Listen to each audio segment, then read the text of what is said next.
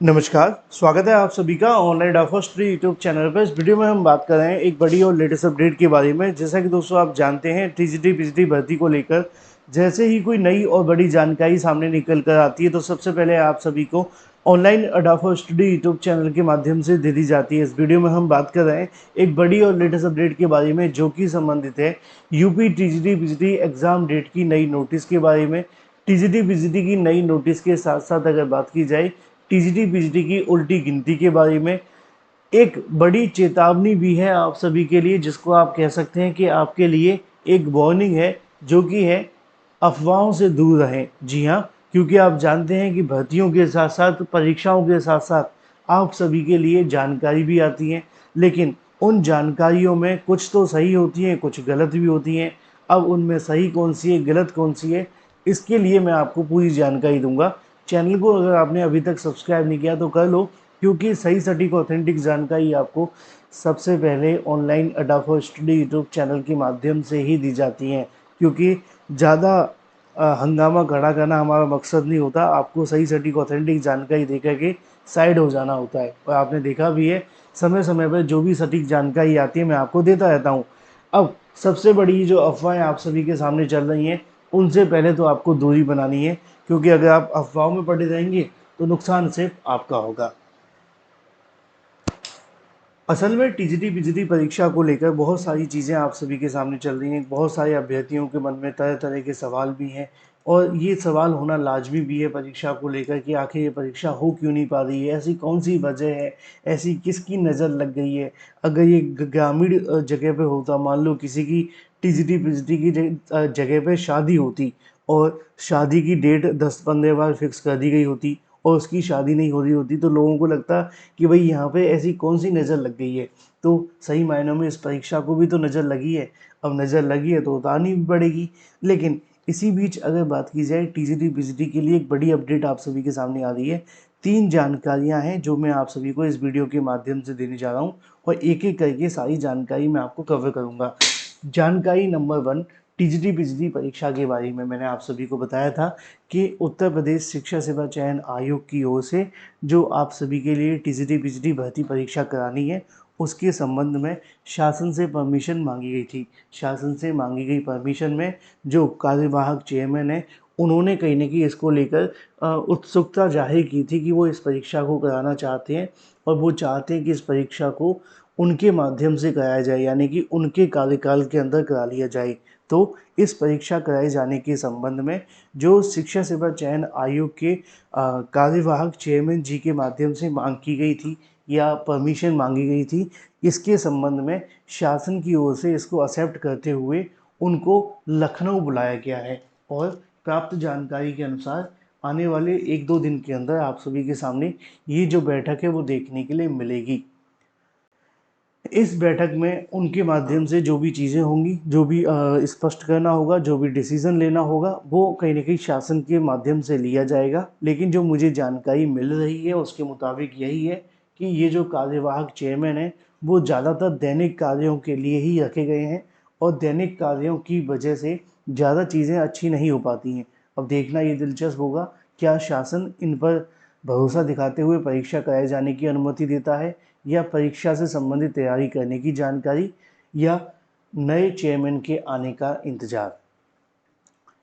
पहली जानकारी बिल्कुल क्रिस्टल क्लियर है। दूसरी पे आते हैं। दूसरी जानकारी आप सभी के लिए है टीजीटी पीजीटी को लेकर शिक्षा सेवा चयन आयोग के अंदर नए चेयरमैन के बारे में। अगर आपने मेरे रेगुलर वीडियोस देखे होंगे तो मैं आपको हमेशा बताता आ रहा हूँ कि नए चेयरमैन को लेकर आप सभी के लिए जो आपका इंतज़ार है वो इसी महीने समाप्त हो जाएगा।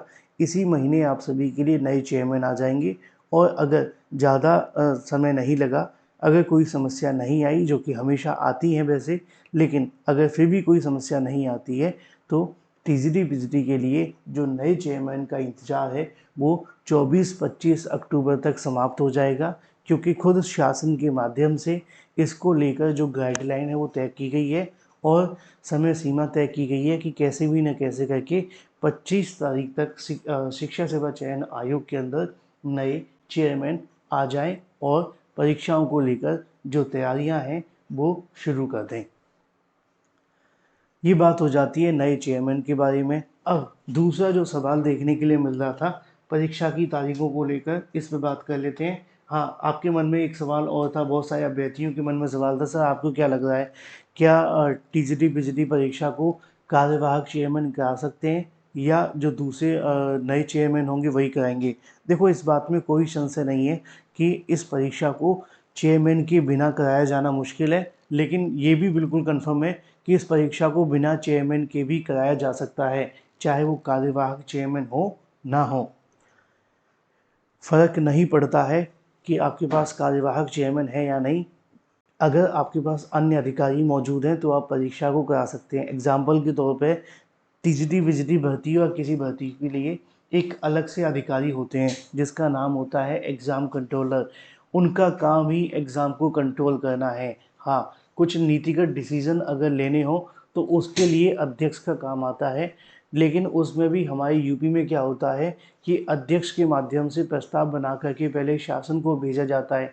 शासन अप्रूव करेगा तभी तो कुछ होगा। तो नीतिगत फैसले तो वैसे भी सरकार लेती है, चेयरमैन का ज़्यादा उसमें रोल होता नहीं है। सिर्फ चेयरमैन इतना काम करते हैं कि उसको उठा करके शासन के पास भेज देते हैं और फिर शासन की मंजूरी का इंतज़ार करते हैं। लेकिन यहाँ पर अगर परीक्षा की बात की जाए तो एक लाइन में मैं आपका जवाब दे दूँ कि हाँ, कार्यवाहक चेयरमैन परीक्षा करा सकते हैं। कार्यवाहक चेयरमैन ना भी हो तो भी ये परीक्षा हो सकती है।